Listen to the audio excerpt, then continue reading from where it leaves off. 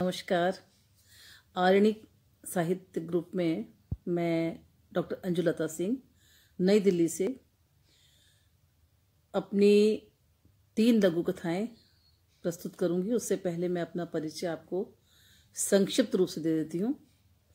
मैं डॉक्टर अंजुलता सिंह प्रियम गाजियाबाद में मैं पैदा हुई।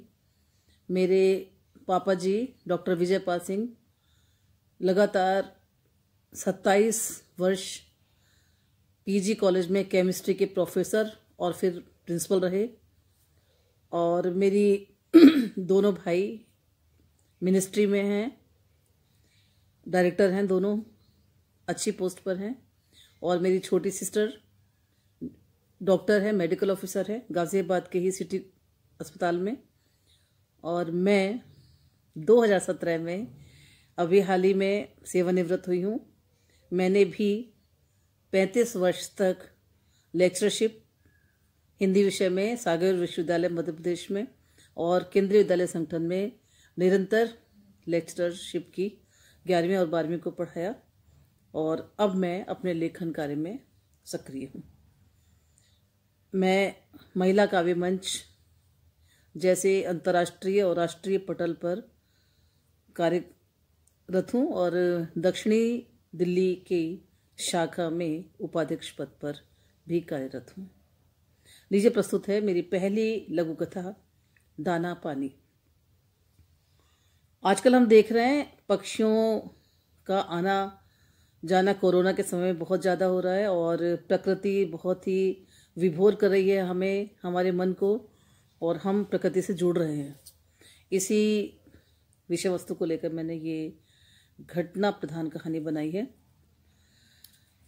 अरे गीता, भोर में आते ही तू इस मिट्टी की परात में पानी क्यों भर देती है री? अरे भाभी, आप ही तो कहती हो सुबह होते ही पाखियों को दाना पानी जो भी देता है उसे पुण्य मिलता है। हाँ हाँ, वो तो ठीक है री, पर तू सफाई तो करती नहीं। देख कितना गंदा है ये मिट्टी का बर्तन। जैसे हम बर्तन मांजकर उनमें भोजन करते हैं, साफ सफाई रखते हैं, ऐसे ही पक्षियों के लिए जब हम दाना पानी डालते हैं तो उनके बर्तन भी साफ होने चाहिए। हड़बड़ी मत किया कर। अरे भाभी, इन्हें कोई पता चलता है कि बर्तन धुले हैं या गंदे हैं? घरेलू सेविका गीता लापरवाही से मुस्कुराते हुए बोली। चल अपना काम कर, बात को समझा कर। नीतू ने अखबार उठाकर टेबल पर रखा और बगीचे का मुआयना करते हुए कुछ तुलसी और गिलोय के पत्ते तोड़कर गीता को जाकर किचन में दे दिए। नियमित रूप से गीता ने काढ़ा बनाया और अंकल आंटी की कुर्सी बरामदे में पेड़ों से छनकर आती हुई धूप के सामने ही लगा दी। गर्म कपड़ों में लिपटे हुए वर्मा जी ने बाहर आकर पत्नी को पुकारा और ताकीद किया। अरे इतनी सर्दी में तुम सिर उगाड़े हुए घूम रही हो, ठंड लग जाएगी। पता है ना, अब हमारी बढ़ती उम्र है, अब कोई हम जवान नहीं रह गए हैं। समझ में आया? पड़ जाओगी बिस्तर में। शॉल ओढ़कर पति के साथ ही गर्मा गर्म काढ़ा पीते हुए अखबार के पेज पलटते हुए वे वहीं कुर्सी पर उनके साथ बैठकर बोली। बेचारे ये कबूतर, देखिए तो इतनी ठंड में पता नहीं कैसे कहाँ रहते हैं बेचारे। इनके तो घोंसले भी कभी देखने को नहीं मिलते। भूखे प्यासे सवेरे सवेरे भोर में ही आ जाते हैं। बस मैं दाना डालती हूँ, पानी भरती हूँ और देखो इनका आना शुरू हो जाता है। अब तो इन्हें खाते पीते देखती हूँ, कुलबुल करते हुए, शोर मचाते हुए देखती हूँ तो मुझे बहुत अच्छा लगता है। सुनो, हम कहीं चले भी जाते हैं ना घूमने, तब भी मैं इनको मिस करती हूँ। हाँ हाँ, वो तो है ही, प्रकृति से हमारा नाता सदियों से जुड़ा हुआ है मालूम। पाखियों का स्थान सर्वोपरि है इसमें। अब तो गोरैया जाने कहाँ गुम हो गई है जी। बचपन से ही चिड़ियों की चहचहाहट सुनकर ही हमारी नींद खुलती थी। ये सभी को मालूम है कि हम लोग गोरैया के ही गीत गाते थे, गोरैया ही दिखाई देती थी हमें। लेकिन अब गोरैया के अलावा अन्य पक्षी दिखाई देते हैं, विशेष रूप से कबूतर और कौवे। घर में ही घोंसले बनाकर रहा करती थी ये गोरैया। और तिनकों का बिखरना, उनका चूं चूं स्वर में सारा कमरा गुंजायमान होना, बरामदों में जगह जगह घास का कूड़ा करकट होना आम बात थी। ठीक कहते हैं जी, अब तो सभी फैंसी प्लांट लगाते हैं कमरों में और कृत्रिम घोंसले और पाखी शोकेस में सजा लेते हैं और खुश हो जाते हैं। हाँ हाँ सुनिए, हम तो अंडों से चूजे निकलते हुए देखकर जब छोटे थे तो बड़े खुश हो जाते थे। मानव और पाखी का संबंध सचमुच बड़ा मधुर होता है जी। अरे तूने ये सूखे चने क्यों डाल दिए गीता मुंडेर पर? वे फिर से घरेलू सेविका गीता पर बरसी। पागल हो गई है क्या? रात में मैंने बाजरा और चने भिगो कर रखे हैं, वही डालने थे। हटा, चल इन्हें सकेर, जल्दी से कपड़े से सकेर कर इन्हें अंदर रख और मैं ही अंदर से लाकर डालती हूँ। ये काम मैं ही किया करूँगी, तू छोड़, तेरे बस का नहीं है ये काम। अरे पक्षियों से प्यार करना तुझे क्या पता? तू ठहरी मीट मांस खाने वाली, मीट मांस मच्छी शुद्ध शाकाहारी पता नहीं क्यों नहीं लोग बन पाते आजकल। हमें तो कभी ना भाती सब चीज़ें। बताओ, जीव जंतुओं को मारकर खाते हैं। वे परेशान सी होती हुई रसोई में गई और वहाँ से भीगे चने और बाजरा लेकर बाहर आई और पक्षियों को डालकर चैन से बैठ गई। अरे क्या बात है, ये भीगे चने और बाजरा ही क्यों? ठीक तो डाले थे उसने चने। अरे आप शांत रहिए, आपको पता भी है कुछ? नरम होंगे, चबाने में आसानी होगी पक्षियों को। आजकल 2-3 कबूतरी मुझे प्रेग्नेंट लगती हैं। ओफो, तुम हिंदी में पीएचडी हो, हिंदी की पीएचडी डॉक्टर हो, पक्षियों की चिकित्सक नहीं हो, समझी? अरे रे तुम भी बस। कितना ठंडा पानी है मालूम भी है? हाथ लगा कर देखो गिलास पर। गीता तूने फिर ठंडा पानी ओहो दे दिया मुझे डालने के लिए। हट, कुनकुना करके ही पानी डालेंगे। तुझे मालूम है कितनी ठंड है? ये बेचारे पक्षी इतना ठंडा पानी पियेंगे क्या? ओहो। तभी वर्मा जी हंसते हुए पत्नी से बोले, ऐसा करो, एक रजाई भी डाल दो इन पर, ठीक है? कहीं ठंड में बेचारे अकड़ ना जाएं। ठीक है? हाँ हाँ, ठंड लग जाएगी ना तो फिर तुम दुखी होगी।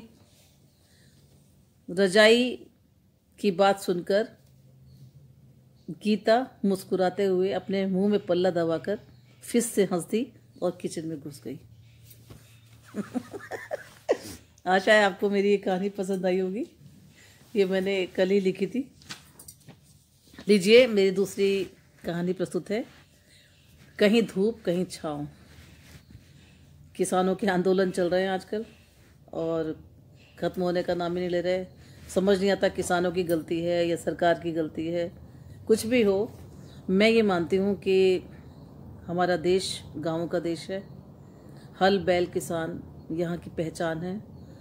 खेत खलिहान में झूमती फसलें यहाँ की शान है और गाँवों की संस्कृति का ही हमारे मुंह पर बखान है। और मैं खुद गांव से जुड़ी हुई हूँ। अपने दादी, अपनी नानी के गांव में ही हमारा बचपन बहुत ज़्यादा, बचपन में जितनी भी छुट्टियाँ बीती हैं और सौंधी सौंधी गांव की मिट्टी की खुशबू आज भी हमारे तन मन में बसी हुई है।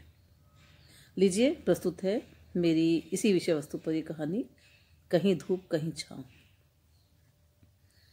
इस बार तो बरखा का नामो निशान नहीं है। जाने क्या होगा, धान की खेती तो चौपट ही हो जाएगी ये सारी। ठीक ही कहते हो रमेश के बापू, बिटिया का ब्याह भी सिर पर आ गया है। सेठ जी से कितना पैसा उधार लेंगे भला? बरखा आने से पहले कुठरिया की मरम्मत भी तो करा दो। छत टपकती रहती है चारों तरफ से। अरे सब हो जाएगा, पल्ली डलवा देंगे, मत परेशान हो। इंद्र देवता हमारी विनती सुन ले बस। तू तो उनसे प्रार्थना कर कि बरखा हो। हम तो पड़े रहेंगे कोने में खटिया सरकाए के। बस मेहमान जो आएंगे उनकी चिंता है। अरे कहाँ मेहमान आएंगे, कोरोना का काल है, 50 लोग मुश्किल से इकट्ठे करने हैं, बेबी ना हो में, और सबको बुलाना जरूरी ना है। सब हो ही जाओ, तुम तो बस मेघराज से विनती करो। बाबा, अम्मा, बड़ी जोर की बरखा आ रही है बाहर तो, सबरे मसाले साग सब भीज गए है। आंगन से चिल्लाती हुई बेटी सरला अंदर आई। जे पल्ली धल्ले सिर पे छोरी, ना तो बीमार पड़ जाएगी। हे राम जी, कैसा चमत्कार कर दिया। लो, हमारी प्रार्थना सुन ली भगवान ने। अम्मा, हमारी चिंता छोड़ो, जे सामान अंदर कराओ आप तो बस। अरे रे, अब कैसन बनेगी तरकारी, सबरे मसाले पानी में तर हो ही गए रे। खाना ना भी खाई है तो भी चल जाइए काम। तुम तो जाओ और कुठरिया की छत ठीक कराए दो बस। माता पिता के बीच में ही शहर से आया हुआ बेटा बोला, हम करवा देंगे, हम पैसा लाए हैं, हमें एडवांस पैसा मिल गया है, आप चिंता ना करो बाबूजी। संतोष बोला, बाबा हमारे स्कूल में हमने बात कर ली है, वहाँ मुफ्त में ही बड़े हाल में शादी का सबरा इंतजाम हो जाएगा, और पैसा लाए हैं, अपनी घर की कुठरिया भी ठीक करा देंगे, छत भी मरम्मत करा देंगे। कोरोना के चलते 50 लोग असकत हैं, बस सबको व्हाट्सएप पे खबर दे देंगे, सब काम हो जाएगा, चिंता ना करो। ये तो जिंदगी है, कहीं धूप कहीं छाव। आसमान की ओर देखते हुए पति पत्नी सुखद एहसास से संवेद स्वर में बोले, हाँ ठीक कहते बिटुआ। आशा ही नहीं विश्वास है आपको मेरी कहानी पसंद आ रही होगी। और अंत में एक और कहानी कोरोना की ही विषय वस्तु लेकर जो मैंने लिखी है वो मैं आपको सुनाने जा रही हूँ। नई रोशनी। अरे सुषमा, तू तो बड़ी मोटी हो गई री। क्या करूं भाभी, ये लॉकडाउन जो ठहरा है। लॉकडाउन से क्या मतलब, बैठे बिठाए दोनों टाइम पका पकाया खाना मिल गया था। स्कूल में जाकर खाली बैठे बैठे खाना मिल जाता था। बस टाइम पास कर रहे थे हम तो घर में। क्यों री, तेरे दोनों बेटे और पति तो सिलाई का काम करते हैं, फिर उन्होंने काम कैसे रोक दिया। अरे भाभी कौन सिलवाएगा ऐसे में, कोई घर से तो बाहर निकलता ना। शादी ब्याह हुए तो अपने वही फैशन वाले कपड़े पहन ले में। मेरा आदमी तो पैंट जीन्स कुर्ते पजामे सिलता है। अरे तो मास्क बनवा दे, अभी तो जरूरत है इनकी। हर व्यक्ति, हर बच्चा, हर स्त्री अब मास्क पहन रही है, पता है ना। लो, मैंने अभी 20-30 सूती ब्लाउज पीस रखे हैं निकाल कर। आज ही अपनी साड़ियाँ छांट रही थी। तू एक काम कर, सारे लेती जा। और अब तो साड़ियों में ही जुड़े मिलते हैं पीस, इसलिए जरूरत भी ना है। मैं सिलाई के पैसे भी दे दूंगी तुझे, बस तू इस कॉलोनी की सभी घरेलू सेविकाओं को इकट्ठा करके यहाँ ले आना। और जो ठेली वाले, सब्जी वाले, अखबार बेचने वाले और प्रेस वाले हैं, उन सबको ये मास्क बंटवाने में मेरी मदद जरूर कर दियो। ये तो बहुत बढ़िया काम रहेगा भाभी। लो, मेरे आदमी और बेटों को भी काम मिल जाएगा और परोपकार भी हो जाएगा। हम मास्क बनाने में हेल्प करेंगे आंटी जी आपकी। पड़ोस की बालकनी से झांकते हुए वर्मा जी के बच्चे सामने से बोले, अरे वाह शाबाश बेटा, एलोवेरा और स्प्रिट से मैं सैनिटाइजर भी बना रही हूँ। बहुत सारे एलोवेरा लगे हैं मेरे घर में, और स्प्रिट मैंने मंगा ली है 20 लीटर। घर पर ही बनाऊंगी और तुम्हें भी सिखा दूंगी। बस 2 गज दूरी पर बैठना मास्क लगाकर। हाँ हाँ हाँ ठीक है आंटी, सारे बच्चे एक साथ हंसे। वैसे भी हम बहुत बोर हो रहे हैं घर में, स्कूल तो बंद है। भाभी खाली बैठे बैठे बिना मेहनत किए तो मुफ्त का खाना हमें भी नहीं भाता। आपने तो बड़ी अच्छी सलाह दी है, मैं भी साथ दूंगी। और मैं घर में आज से ही ये काम शुरुआत करवा देती हूँ। घर में आज से ही इस काम की शुरुआत करा देती हूँ। मैं एकदम आश्वस्त हो गई थी, अंधेरा जल्दी ही छट जाएगा। रोशनी की किरणें अब झांकने लगी हैं, नई रोशनी अवश्य आएगी। धन्यवाद, बहुत बहुत धन्यवाद। और मीनू जी के इस पटल को मैंने पहले भी कई बार कहा है, दिन दूनी रात चौगुनी इसको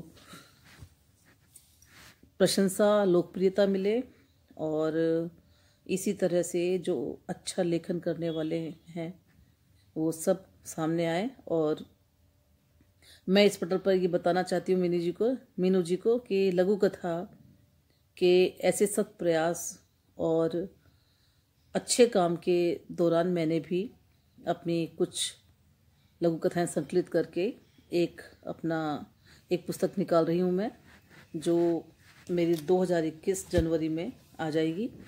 उसका नाम है महकता हर श्रृंगार। और मैं सबसे यह अनुरोध करूँगी कि वे अगर चाहें तो इस पुस्तक को लेने के लिए मुझे इच्छुक हों तो बताएं, जिससे कि मैं उन्हें ये अपनी किताब भिजवा सकूं। धन्यवाद।